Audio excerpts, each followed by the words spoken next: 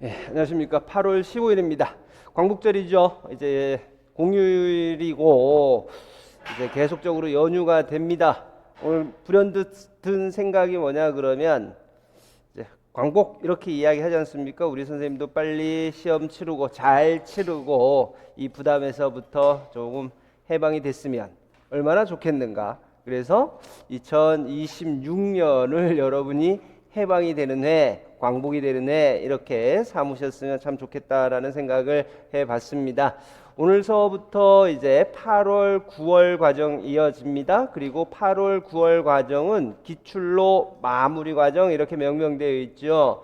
이제 다음 코스가 실전 모의고사 과정입니다. 그 이전에 우리 선생님들이 반드시 하셔야 될 부분, 물론 뒤에 이어지는 이제 실전 모의고사 기간을 통해서 우리 선생님들 스스로 또 정리할 수 있는 시간이 확보는 돼 있습니다만 그 이전에 기출문제 등을 통해서 여러분들이 지금까지 외우셨던 것 다시 한번 정리를 하시고 미처 이제 정리가 안 되신 선생님들께서는 다시 한번 이게 보시면서 어떤 문제 나왔는가도 한번 살펴보셔야 될 거고요. 이제 암기가 조금 부족한 선생님들은 이어서 이제 서브 노트를 보시던 단권화 노트를 보시든 반드시 암기가 수반돼야 된다라는 것을 말씀을 드립니다.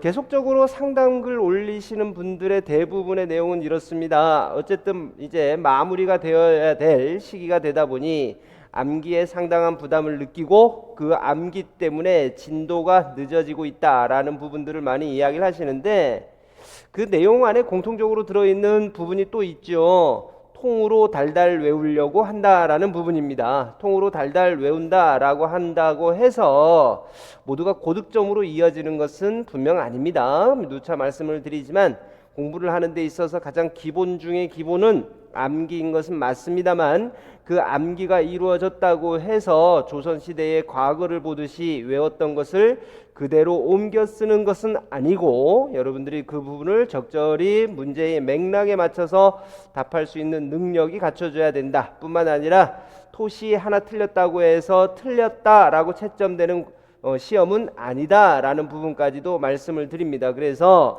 명확하게 암기해야 될 부분 용어는 정확하게 암기를 해야 되죠. 그러나 그 외의 내용 같은 경우는 그 개념이 갖고 있는 범위 내에서 의미를 명확하게 전달하면 되는 경우들이 상당 부분입니다. 그래서 지나치게 부담을 갖지 않으신 상황에서 처음부터 끝까지 기본적인 사항에 대해서는 암기를 하고자 하시고 나머지 부분들은 이해를 하고 설명할 수 있는 수준 갖추시면 충분하다. 그래서 너무 부담 가지면서 한 군데 매여 있으면 오히려 실이 더 크다라는 부분을 말씀을 드리면서요. 이제 오늘 진도 나갑니다. 오늘은 2016년도 문제에서부터 시작을 합니다. 2016년도 유아특수 A형 살펴볼 수 있도록 하겠습니다.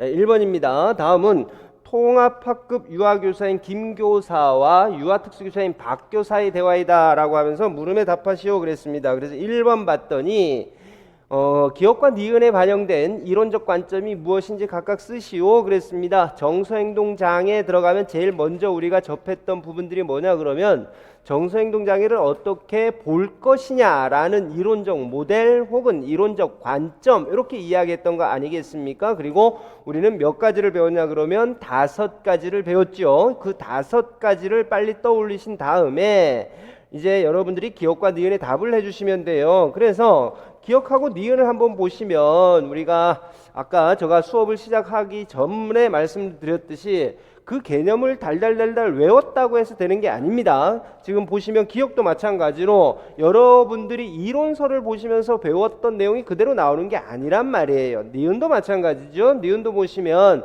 여러분들이 기본서라든지 여타의 수험서를 통해서 배웠던 그 개념이 그대로 나오는 것이 아니라 그 개념서에 그 개념으로 제시하고 있는 의미를 여러분들이 잘 이해하고 있나 이해하고 있지 못한가 라는 부분으로 파악을 하고 있습니다. 그래서 기억 한번 보시면 심리적으로 무척 위축되고 불안한 시기를 보낸 것 같아요. 그리고 부정적인 경험들이 내재되어 있다가 지금 친구를 때리는 공격으로 나타나는 것 이렇게 됐는데 뒤에 두 줄은 정서행동상의 문제가 나타난다라는 것이고 이와 같은 정서행동상의 문제가 앞쪽에 심리적으로 무척 위축되고 불안한 시기를 보낸 것이기 때문에 이와 같은 정서행동상의 문제가 나타난 것이다. 이와 같이 문장 구조가 되어 있다 이 말입니다. 그러니까 앞쪽에 두 줄이 이론적 관점이죠. 그러면 이제 정신 내적인 기능상의 문제가 있느냐 없느냐, 정상적으로 발달했느냐 비정상적으로 발달했느냐,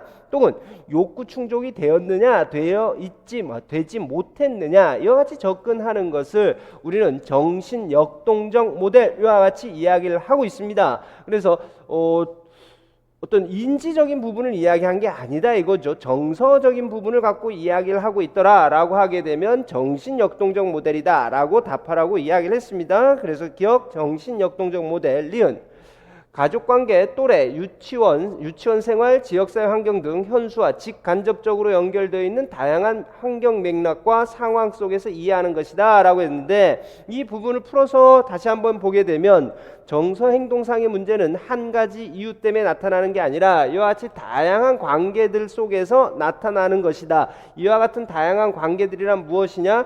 현수의 행동에 직간접적으로 영향을 미치는 관계들, 맥락들을 이야기하는 것이다. 이러한 부분들을 모두 종합적으로 고려를 해야지만 정서행동상의 문제를 파악할 수 있다. 그렇기 때문에 니은은 생태학적인 관점, 이와 같이 이야기하는 것이 맞겠습니다. 다음에 2번 갑니다.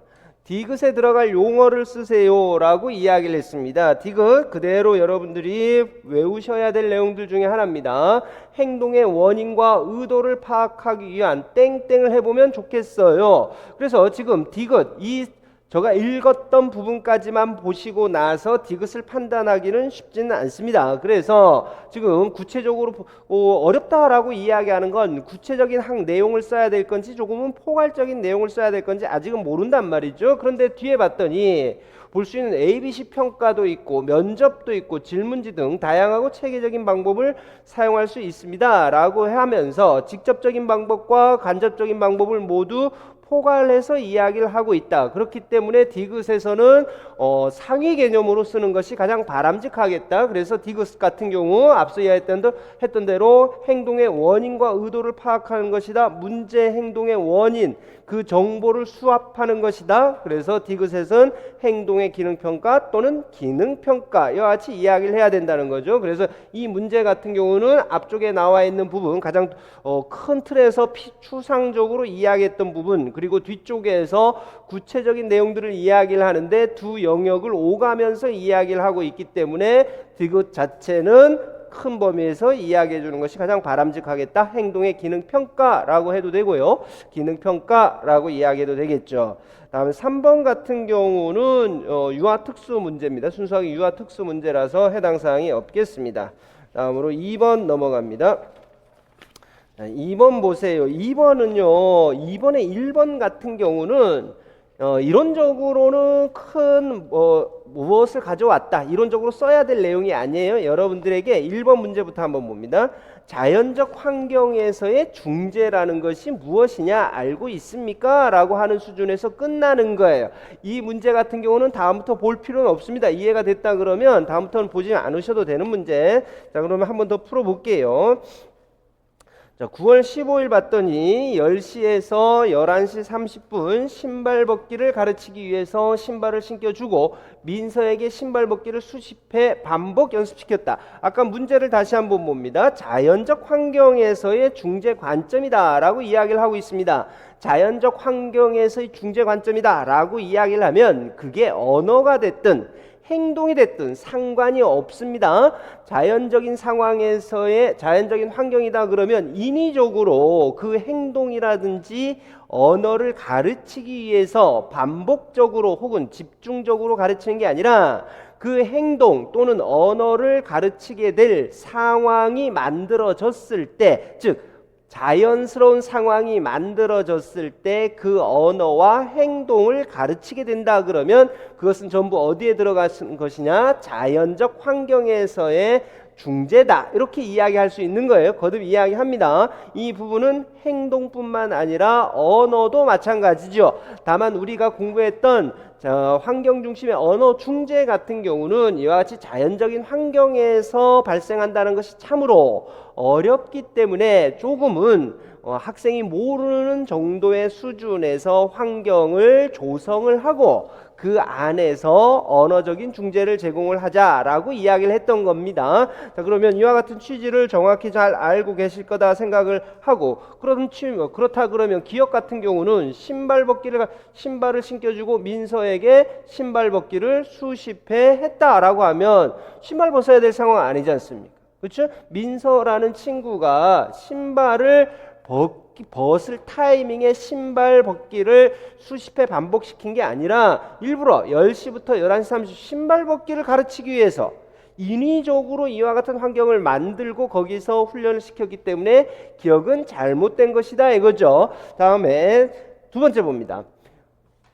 12시부터 1시 지우의 식사 지도를 위해 가족의 점심 식사 시간을 방문해서 지우를 관찰했다. 어차피 자연스러운 환경에서 가족의 점심 식사 시간이면 식사가 이루어질 거예요. 지우 역시 가족의 구성원 중 한 명이니까 당연히 식사를 할 것이고 그와 같은 것은 자연적인 환경이 될 것이다. 그 안에서 지우의 식사 지도를 할 것이다. 그러니까 자연적인 환경에서의 중재라고 우리가 이야기할 수 있다. 이와 같이 보면 되겠죠. 다음에 세 번째 봅니다.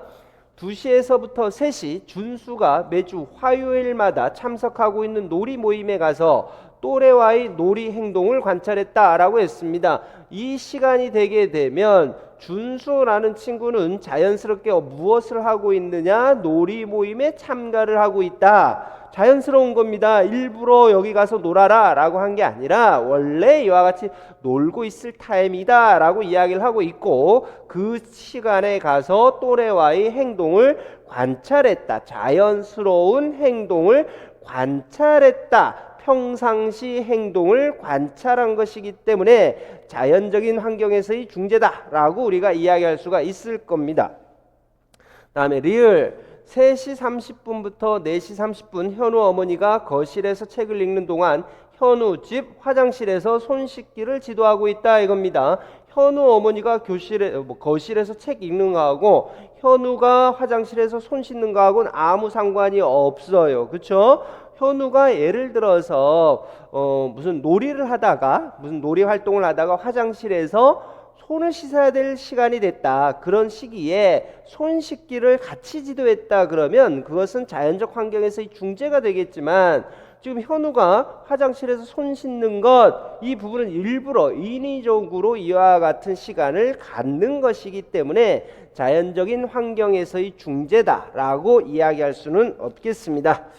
됐고요. 다음 봅니다. 그래서 기억 리을 이렇게 되겠습니다. 답은 이렇게 제가 써놨습니다. 반드시 이와 같이 쓰지 않으셔도 돼요. 이건 의미를 그냥 전달하면 되는 것이다 라고 말씀을 드립니다. 자, 2번 가보겠습니다. 2번 갔더니 반응 촉진 전략입니다.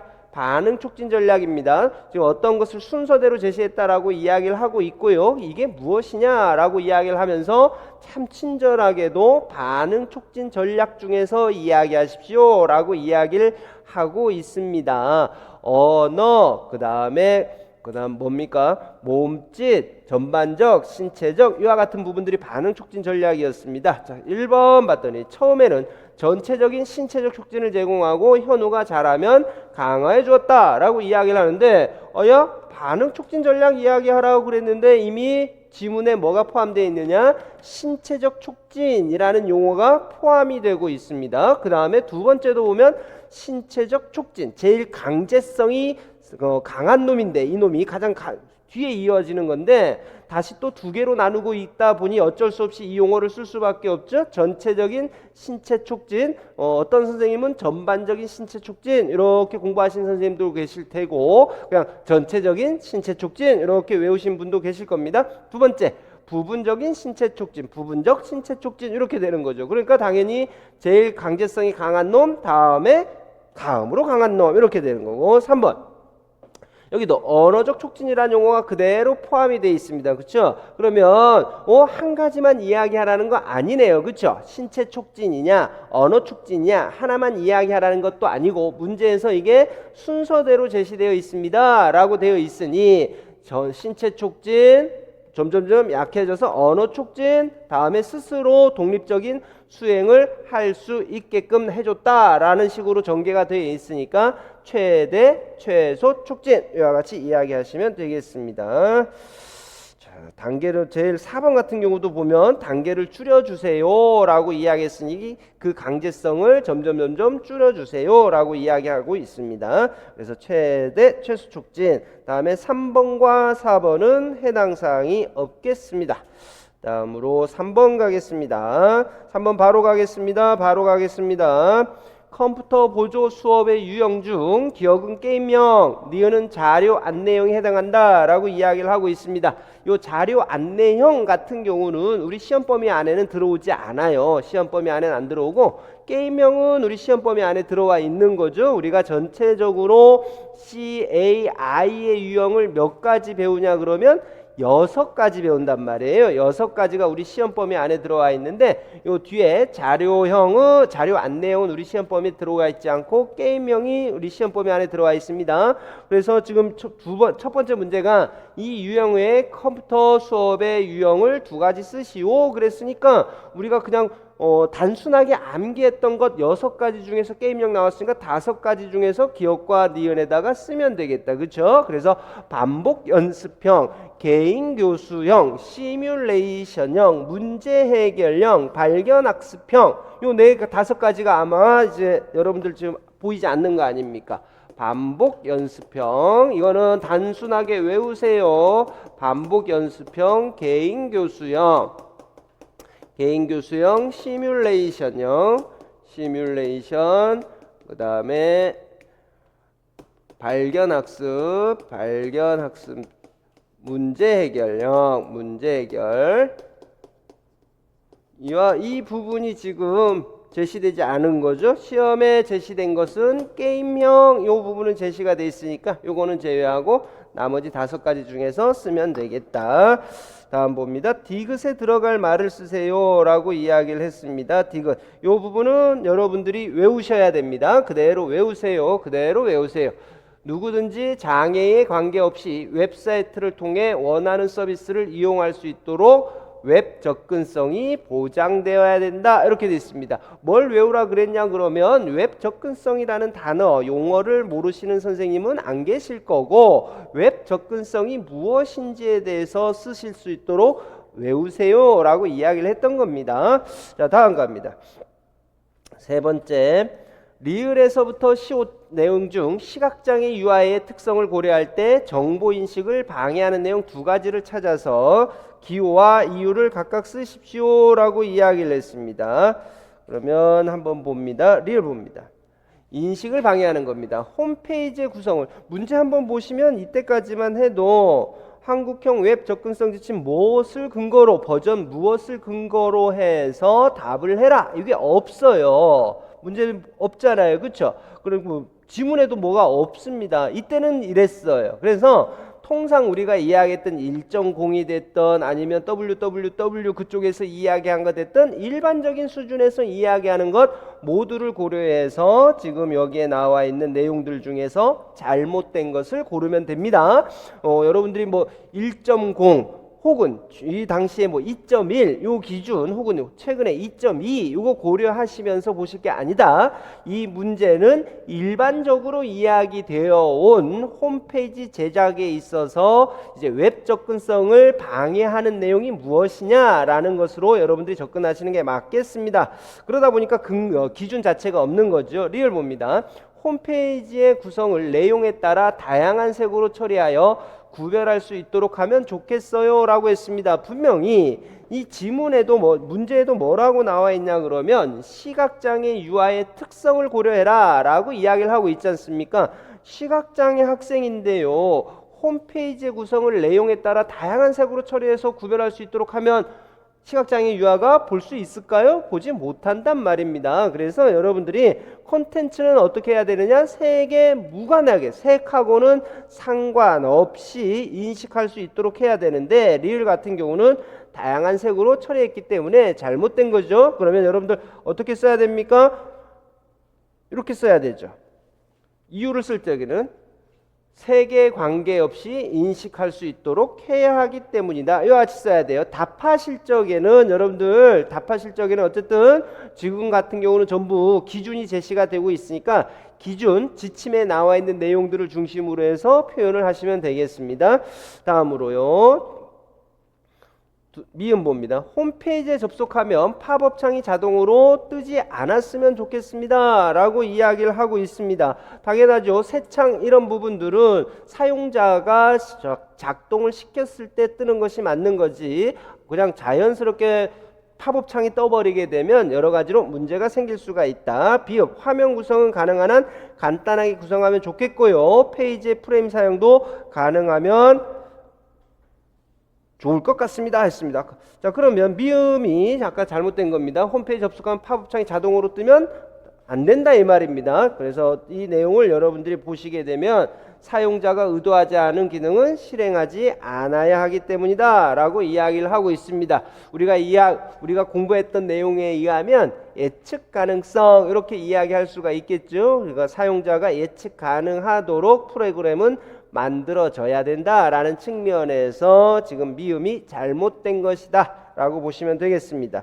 더불어서 지금 2.2까지 해서 선생님들 2.2 공부하고 있는데 요 경우도 생각은 해 놔두셔야 돼요. 가장 기본적으로 여러분들이 4가지 원칙 하에서 암기는 하고 있다는 걸 잘 알고 있는데 아마 2.2가 나오면 올해가 처음이지 않습니까? 그렇죠? 작년까지 2.1 버전으로 나왔고 올해 시행과 더불어서 발표된 게 한참 전이고 올해부터 그게 시행이 되다 보니까 제가 올해부터는 아마 2.2가 나오지 않겠습니까? 라고 생각을 하면서 이제 우리 선생님들에게 2.2로 공부하세요라고 했는데 아무래도 출제하시는 분 입장에서는 우리 선생님들 전국 계신 수험생 선생님들이 2.2로 외웠는지 아니면 2.1로 외웠는지 정확하게 파악되지 않을 수가 있습니다. 그때는 어떻게 하느냐? 지금 이와 같은 스타일로 출제할 수가 있어요.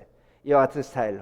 원칙이 뭐냐? 이렇게 물어보는 건 아까 부담스러울 수가 있으니까 이와 같이 했을 때 문제점이 무엇이냐라고 하는 것. 그러니까 여러분들이 내용도 잘 알아두셔야 된다라는 것을 말씀드리고 싶었던 겁니다.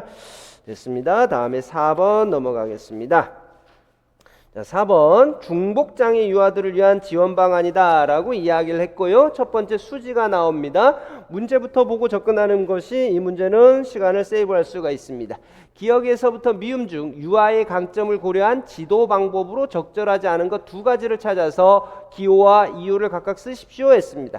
여러분들에게 설명드렸듯이 1번 문제는 뭐냐 그러면 교육이라는 것은 아동이 갖고 있는 학생이 갖고 있는 장점은 극대화시켜 줄 수 있어야 된다라는 측면을 이용을 하는 겁니다. 그래서 강점을 고려한 지도 방법이다 라고 이야기를 하고 있지 않습니까? 자, 그러면 여러분들이 문제를 풀 적에는 강점이 어디에 제시되어 있느냐? 특성에 제시되어 있단 말입니다. 이 특성이 지도 방법에 고스란히 잘 반영이 되어 있느냐 이걸 보자는 겁니다. 수지부터 봐야 되겠죠. 시각 정신지체 중복장애다. 그 다음에 촉지각 능력이 뛰어나다. 촉지각 능력이 뛰어나니까 고려사항 지도 방법에서는 이와 같은 강점 촉지각 능력이 뛰어나다는 강점을 잘 활용하면 좋겠다. 네모와 같은 단순한 그림을 촉각 그래픽 자료로 지도를 하게 되면 촉각 그래픽 자료 촉각으로 만져서 확인할 수 있는 자료로 만들어 주게 되면 이 학생 입장에서는 수지 입장에서는 참으로 편안하겠죠. 만져서 볼 수가 있으니까 이노봅니다. 농맹 중복장애이고요. 4살 때 중도 실명했고 수화를 모국어로 습득했고 촉독 수화를 사용을 하고 있다. 이렇게 이야기를 하고 있습니다. 그리고 다시 한번 떠올려 보십시오. 촉독 수화다라고 이야기하는 건 내가 상대방에게 수화를 해서 의사소통한다라는 의미가 아니라 촉독 수화라고 하는 건 뭐다? 상대방이 수화를 하는 것을 내가 손으로 만져서 읽을 수가 있다. 그게 독 아닙니까? 독. 이 독이 읽을 수 있다. 상대방이 수화를 하는 것을 내가 손으로 만져서 이해할 수 있다 라고 하는 겁니다. 그러면 촉독 수화를 할 수 있다라고 할 조건은 뭐냐 그러면 상대방이 수화를 해야지만 내가 촉독 수화를 할 수 있다라는 거죠. 그러면 니은 한번 보면 수지와 의사소통할 때 촉독 수화를 사용하게 한다라고 이야기되어 있다. 그러면 이 친구는 인호고 수지 앞쪽에 나와 있는 수지인데 특성, 강점이라고 할 수 있는 건 하나밖에 안 나와 있어요. 촉지각 능력이 뛰어나다. 촉지각 능력이 뛰어나다라는 게 수화를 할 수 있다라는 말은 아니죠. 제시된 내용이 없기 때문에 수지와 의사소통할 때 촉독수화를 사용하게 한다라고 하는 것은 잘못된 것이고 강점에서 언급되지 않았죠. 촉독수화를 한다라는 정보는 없습니다. 그래서 지금 제시되지 않은 거 보니까 수지 같은 경우는 수화를 할 수 없는 친구기 때문이다 라고 이야기하거나 촉독수화를 해야 수지가 촉독수화를 수화를 해야지만 이제 인호와 의사소통할 수 있기 때문이다 라고 이야기하는 식으로 접근하는 게 맞겠습니다.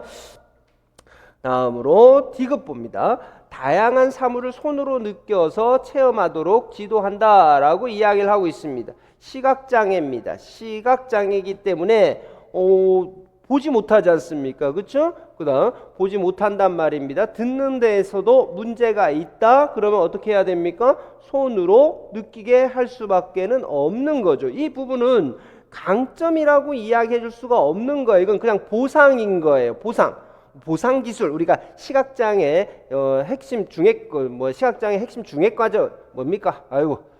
중핵 과정 중핵 교육 과정 거기서 이야기했던 것과 같이 보상 기술에 해당하는 겁니다. 눈으로 보는 거라든지 귀로 듣는 것, 이 부분에 문제가 있으니까 다른 부분을 활용을 해서 정보를 습득할 수 있도록 하는 것, 이렇게 보시면 되겠죠.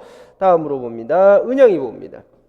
청각 정신지체 중복장애고 현재 AAC 체계를 활용을 해서 주변 사람과 의사소통을 하고 있습니다. 이 두 가지 내용을 보면 아무래도 청각적인 부분에 문제가 있고요. 언어 부분에 문제가 있으니 비구어적인 의사소통 방법이다 라고 이야기할 수 있는 AAC 체계를 사용하고 있는 것 아니냐라고 우리가 가늠은 할 수가 있을 것이다. 자, 그러면 AAC의 일환으로 보완대체 의사소통의 일환으로 단순화된 수화를 지도함 이렇게 이야기를 하고 있습니다. 일환입니다. AAC의 수화인데요. 수화는 어디에 들어가느냐?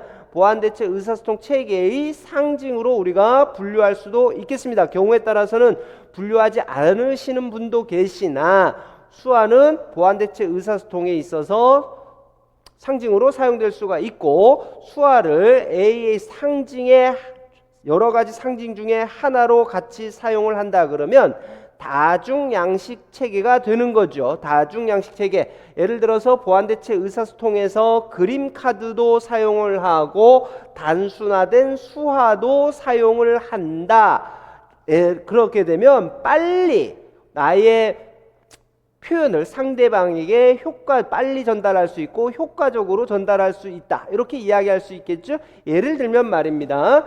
청각 정신체 중복장애니까 중복장애에서 우리가 배웠던 것 중에 손담이라는 게 있었습니다. 그렇죠? 그 손담이라는 게 뭐냐 그러면 이미 존재하고 있었던 한국 수화들 중에서 간단한 것들을 그대로 가져온 경우들도 상당 부분입니다. 그러면서 그 효과를 이야기할 때 상대방과 빨리 의사소통을 할 수 있다라고 이야기했던 부분들도 있어요. 그래서 다시 한번 리을 오해하지 마시기 바랍니다. 읽으시면서 AAC 상징으로 수화만 사용하겠다. 그게 아니라 여러 가지 상징들 중에서 하나로 단순화된 수화도 사용하겠다. 그래서 다중양식 체계를 사용을 해서 AAC를 사용할 수 있도록 하겠다라는 의도로 여러분들이 이해를 해 주시고요. 다음에 미음 구어 중심의 중재를 한다라고 했습니다. 앞서 이야기했듯이 AAC는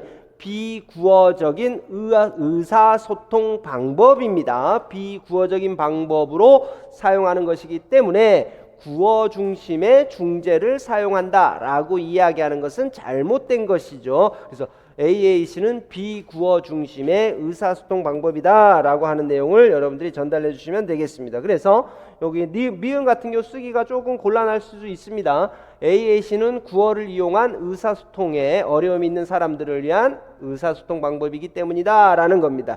이 부분 그대로 외우실 거 아닙니다. 그대로 외우실 게 아니라 여러분들이 하셔야 될 건 뭐냐, 그럼 위에서부터 보시게 되면 촉독수화는 무엇인가를 여러분들이 이해를 하고 계셔야 되고, 용어와 함께요. 그 다음으로 AAC에 있어서 상징이라든지 그 다음에 보조도구 들어가게 되면 한 가지 상징만 사용하는 것보다는 다중양식 체계, 그 다음에 한 가지 보조도구만 사용하는 것보다는 여러 가지의 보조도구들을 같이 사용하는 것이 의사소통에 효과적이다라는 사실을 여러분들이 알아두셔야 되는 것이고, 그 다음에 미음과 관련해서는 이 내용 그대로 알아둘 게 아니에요. 여러분이 알아두셔야 될 것은 AAC다 라고 이야기하는 것은 구어 사용에 어려움이 있는 사람들이 사용하는 보완적인 방법, 대체적인 방법이다. 즉 비구어 중심의 의사소통 방법이다 라는 것으로 여러분들이 정리해 두시면 됩니다. 이 문제와 답을 그대로 외우시는 건 아무 소용이 없다라는 것을 말씀을 드립니다. 다음으로 2번입니다. 2번을 오히려 2번을 달달달달 외우세요. 2번을 달달달 외우는 게 맞습니다. 인호를 위한 전문가 팀의 협력 모델입니다. 협력 모델 그러면 세 가지밖에 없는 거 잘 아실 거예요. 다항문적 접근서부터 가항문적, 초항문적 접근, 요걸 협력 모델 이렇게 이야기를 하는데, 우선 협력 모델명을 써라 라고 이야기를 하고 있습니다. 협력 모델명 어디를 보고 풀어야 되느냐, 전문가 협력이라는 칸이 별도로 존재를 하지 않습니까? 여기에 봤더니 유아, 특수교사, 청각사 등 다양한 영역의 전문가들이 참여한다. 다간초, 우리가 줄여서 이야기하는데 다간초 모두에서 다양한 영역의 전문가들이 참여해요. 그건 공통사항입니다. 이 문제가 다간초 세 가지 중에 한 가지를 선택할 수 있는 단서로는 작용하지 않습니다. 다음, 전문가별로 중재계획 개발하고 정보를 서로 공유한다. 요 두 가지는 아주 결정적이죠. 전문가별로 중재계획을 개발한다 그러면 다와 간이 될 겁니다. 다와 간. 근데 정보를 서로 공유한다 라고 하게 되면 여기서 이제 판가름이 돼버리죠. 다학문적 접근 같은 경우는 정보를 서로 공유하지 않습니다. 그래서 이제 정보를 서로 공유하는 것은 간학문적 접근 되겠죠. 그래서 여기에서부터 간학문적 접근이다 라는 것이 나올 수밖에 없고요. 그 다음 더불어 인호의 부모가 팀원이다 라고 이야기를 하고 있습니다. 인호의 부모가 팀원인 경우는 다학문적 접근에서는 없어요. 그렇죠? 간학문적 접근에서 부모가 팀원으로 들어오는 경우입니다. 자, 됐습니다. 자, 그러면 지금 여기에서 보게 되면 전문가 팀의 협력 모델은 간학문적 접근이다 라고 이야기하는 것이 맞겠죠. 간학문적 접근. 다음에 진단 측면에서 이 협력 모델의 장점과 단점을 써라 라고 이야기를 하고 있습니다. 진단 과정입니다. 여기 진단 측면이라고 범위를 줄여놨습니다. 범위를 줄여놨어요. 진단 측면 이렇게 했으니까 간학문적 측면, 간학문적 접근에서의 진단은 어떻게 이루어지느냐. 진단 측면에서 앞쪽에서 여러 명이 진단하더라 라는 거 다 나왔잖아요. 이거 다시 쓰면 안 됩니다. 지금 실질적으로 간학문적 접근이 하나로, 지금 여기 표현되어 있는 대로 하나로 통합된 서비스를 할 수 있느냐 없느냐는 잘 모르겠습니다.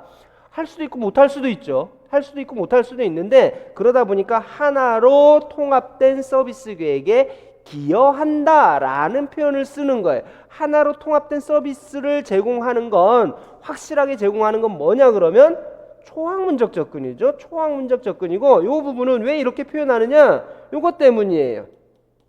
제일 밑에 전문가들이 융통성이 없을 경우 합의된 결과 도출하지 못하면 하나로 통합된 서비스 계획도 제공하지 못하는 거예요. 원래 의도가 이거잖아요. 그렇죠? 원래 이런 거 하게끔 해서 만들어낸 건데, 밑에 나와 있는 대로 전문가들끼리 합의 도출 못하면 그냥 고 하는 거예요. 고 하게끔 돼버리니까 여러분들도 표현을 이와 같이 쓰시기 바랍니다. 기여한다 이렇게 써주시고, 단점 보시게 되면 독립적 진단이 이루어지므로 시간이 오래 걸린다. 다음으로 전문가들이 융통성이 없을 경우 합의된 결과를 도출하지 못할 수도 있다. 이와 같은 부분들을 진단 측면에서 우리 선생님들이 제시해 주시면 되겠습니다.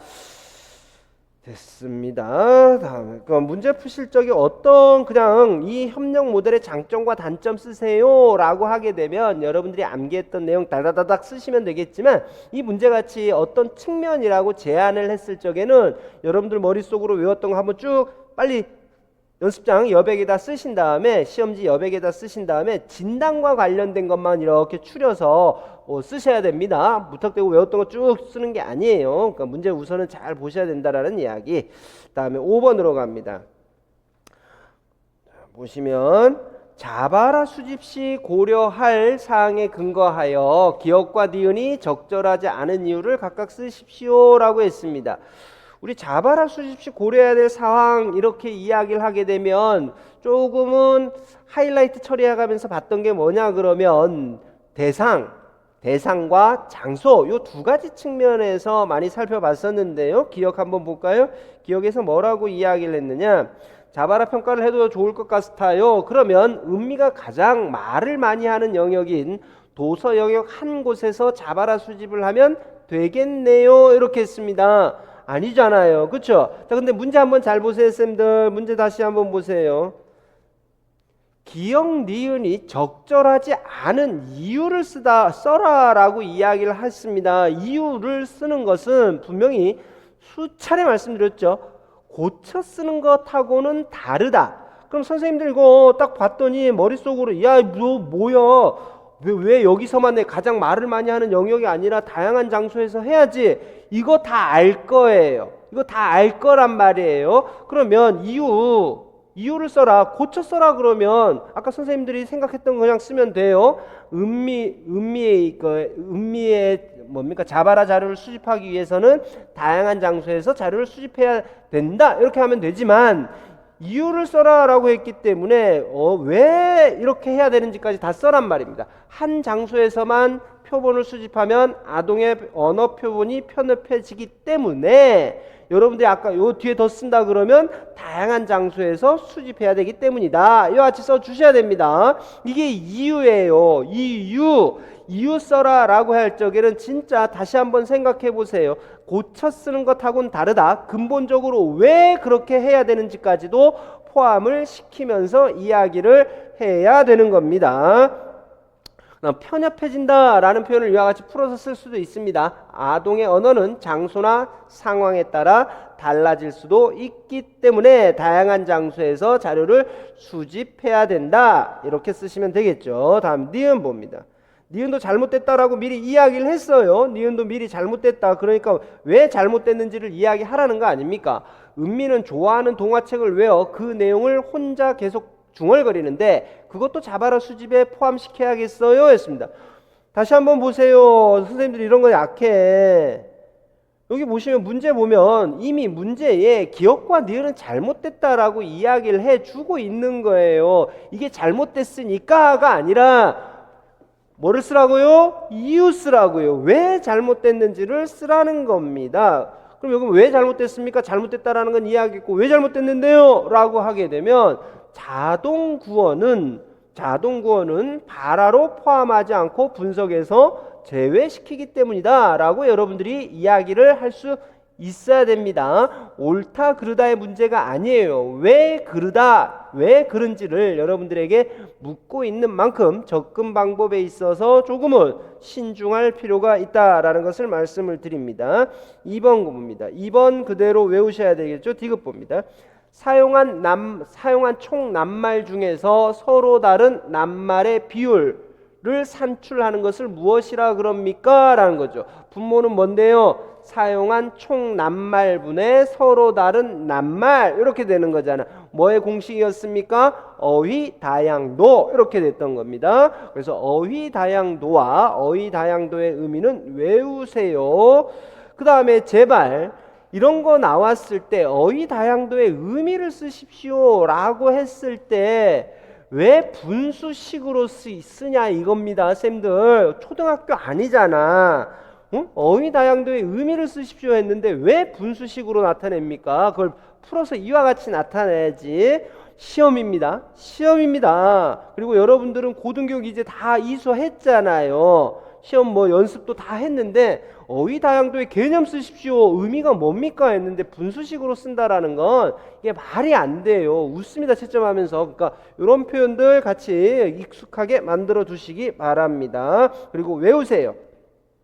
다음 리을에서 3번 갑니다. 리을에서 최 교사가 제안한 절차의 명칭을 쓰고 리을의 목적을 한 가지 쓰시오 했습니다. 최 교사가 제안한 절차. 자 보세요. 그 전에 일반 학급에서 교수 방법 등을 수정해서 지도에 보면 지오의 발달에 변화가 있는지 살펴보는 것이 우선일 것 같아요 했습니다. 위에 잠깐만 더 읽어볼까요?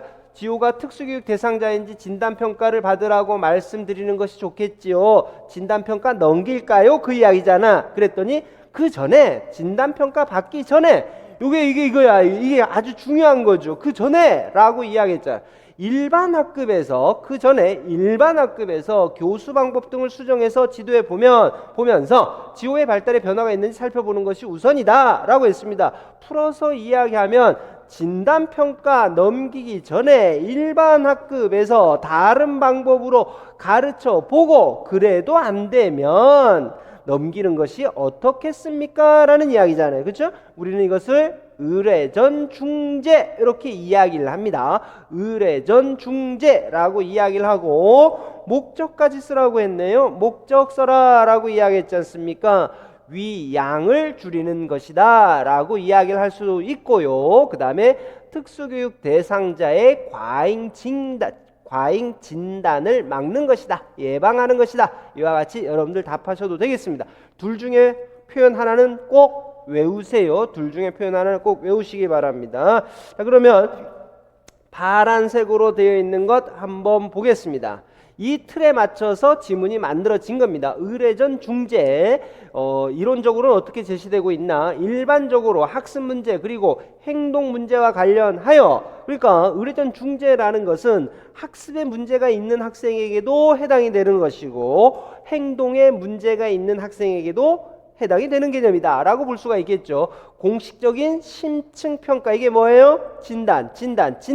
아까 위쪽에 뭐라고 돼 있었습니까? 위에 진단평가를 받으라고 이렇게 돼 있단 말이죠. 그래서 심층평가에 의뢰하기 전에 주로 일반 학급에서 실시되는 비공식적인 문제 해결 과정이다. 이렇게 여러분들이 문헌상에서는 제시가 되어 있습니다. 이 틀을 그대로 지문으로 바꾸어 놓은 것이다 라고 생각하시면 되겠습니다. 의례전 중재에 대해서 살펴봤습니다.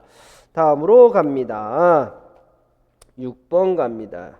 6번에도 여러분들이 외우셔야 될 게 있는데요. 1번 해당 사항 없고 2번, 3번만 여러분들 풀어보면 되겠습니다. 3번 자, 하이라이트 처리해놨습니다. 자, 앞에 거 보실 필요 없고요. 자신의 신체 위치, 자세, 평형 및 움직임에 대한 정보를 파악해서 중추신경계로 전달하는 감각을 무엇이라고 합니까? 이거 외우시라고 했습니다. 외우라고 했습니다. 그대로 외우라고 그랬습니다. 뭐라 그럽니까? 고유 수용성 감각 이렇게 이야기한다고 제가 말씀을 드렸습니다. 고유 수용성 감각. 다음 갑니다. 7번 갑니다. 7번 청각장애 유아의 특성과 담임교사의 수업 행동을 관찰한 결과이다 라고 이야기를 했네요. 1번부터 볼까요? 골도 청력 검사 결과가 정상 범주에 속하는 유아의 이름을 모두 쓰십시오 했습니다. 위에 볼 필요 없이 우선 정리해 보겠습니다. 우리가 청각장애 유형을 청력 손상 부위에 따라서 구분을 했을 때 유형별로 봤을 때 우리가 4가지로 유형을 구분을 했습니다. 어떻게 유형을 구분하냐? 청력 손상 부위라고 하게 되면 전음성이고 그 다음에 감음신경성 그 다음에 혼합성 그 다음에 중추청각처리장애 이와 같이 4가지로 구분을 하죠. 기도와 골도 청력검사했을 때 어떤 결과 나오는가 정리한 다음에 바로 답 골라내버리면 되지 않습니까? 정리하고 있으니까. 기도 어떻게 나옵니까? 손상으로 나온다. 그 다음에 골도는요. 골도는 정상으로 나올 것이다. 그 다음에 가뭄신경성하고 혼합성 같이 보겠습니다. 기도 어떻게 나오느냐? 손상으로 나올 것이고, 그 다음에 골도 어떻게 나올 것이냐? 이것도 손상으로 나올 것이다. 중추청각처리장애 어떻게 나옵니까? 기도는 정상으로 나올 것이고 골도도 정상으로 나올 것이다. 문제에서 골도 청력 검사가 정상 범주에 있어야 된다라고 이야기를 하게 되면 전음성을 찾든지 중추청각 처리 장애를 찾든가 이렇게 해야 되겠죠. 자, 그러면 0이 봅니다. 혼합성. 0이 혼합성. 그 다음에 승규 전음성, 진수 가뭄신경성, 민지 중추청각 처리장애 이와 같이 나왔습니다. 전음성하고 중추청각 찾으라며 전음성 승규, 그 다음에 중추청각 처리장애 민지 이와 같이 해서 승규와 민지 두 사람의 이름을 써주시면 되겠습니다. 다음에 2번 그대로 외우세요. 2번 그대로 외우셔야 됩니다. 교사는 진수의 특성을 고려하여 진수의 교육에는 이중언어, 이중문화의 접근이 적절하다. 민지가 아까 진수입니다. 진수. 가뭄신경성, 한국수어, 한국어를 모국어로 습득한 친구입니다. 뭐 중요하지 않고 여기에 나와 있는 게 뭐냐라고 이야기하는 건데 땡땡은 농인들의 농사회의 구성원으로서 습득한 지식, 가치관, 도덕, 삶의 방식, 신념 등의 총체를 말한다 라고 했습니다. 뭐라고 이야기합니까? 앞에 거 농인들 빼게 되면 문화에 대한 개념 아닙니까? 근데 농인들의 라고 했으니까 농문화 이렇게 이야기를 해야 되겠죠. 그래서 이중언어, 이중문화 접근법은 농아동이 농문화를 받아들여 자아정체감을 형성하게 할 수 있다 라고 이야기했습니다. 여러 번 읽으시면서 숙지해 두시면 좋겠습니다. 다음 갑니다. 기억과 같은 현상이 나타나는 이유가 뭡니까? 라고 했습니다. 기억입니다. 발, 팔, 나라, 다라를 말 읽기만으로는 변별하지 못하더라 라고 이야기를 했습니다. 역시 독화는 말소리의 낮은 말소리의 한계, 가시, 눈으로 보는 데 있어서 여러 가지 한계가 있을 수밖에 없는데 지금 발, 팔, 나라, 다라 이 부분은 입모양이 보입니다. 나라, 다라 이렇게 하잖아요. 입 안에서 생기는 게 아니란 말이죠. 입 안에서 생긴다라고 하는 건 치조음이냐 경국의 음이냐 이걸 이야기하는 게 아니다 이겁니다. 혀의 움직임을 못 본다 이게 아니라 입술 모양은 보입니다. 근데 어떻게 보입니까? 다 똑같이 보이죠. 그러나 실질적으로 판서되어 있는 내용 여기 우리 문자로 되어 있는 부분을 보게 되면 철자도 다릅니다. 그리고 의미도 다릅니다. 그럼에도 불구하고 입모양은 동일합니다. 그걸 뭐라 그럽니까? 동구형 이음어 이렇게 이야기하죠. 그래서 지금 발팔 나라다라 이런 부분들은 모두 동구형 이음어입니다. 그래서 동구형 이음어이기 때문이다 라고 이야기를 하셔도 되고 지금같이 말소리와 철자는 다르지만 입술 모양은 매우 유사하기 때문이다 라고 풀어서 이야기하셔도 상관없겠습니다. 말소리와 철자는 다르지만 입술 모양은 매우 유사한 걸 뭐라 그런다고요? 동구형 이음어 이와 같이 이야기하지 않습니까? 다음에 미음에서 비읍 중 적절하지 않은 행동 두 가지를 찾아 기호를 쓰고 각각 바르게 수정하십시오 라고 했습니다. 니은에서부터 미음 넘어갑니다. 니은 여기서부터네요. 말 읽기를 지도할 때 자연스러운 입모양으로 말하고 항상 나오는 겁니다. 말 읽기를 할 때 자연스러운 입모양 해주세요 라고 하는 거 항상 나오는 거. 크게 벌려라 이런 표현들로 계속 나오는데 아니다. 자연스러운 입모양으로 말하고 영희가 항상 동일한 위치와 방향에서 화자를 보게 함. 요 뒷부분이 잘못된 것이죠. 독화를 하기 위해서는 다양한 위치와 방향에서 화자를 보게끔 해야 된다라는 겁니다. 다양한 이렇게 해야 되겠죠.